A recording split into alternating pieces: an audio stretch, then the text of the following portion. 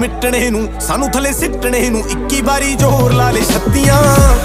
ਐਨੇ ਇੱਕੋ ਨਾਰਦਾ ਮੈਂ 10 ਵਾਰੀ ਬਾਰਦਾ ਮੈਂ ਉਹਦੇ ਉੱਤੋਂ 100 ਦੀਆਂ ਗੱਥੀਆਂ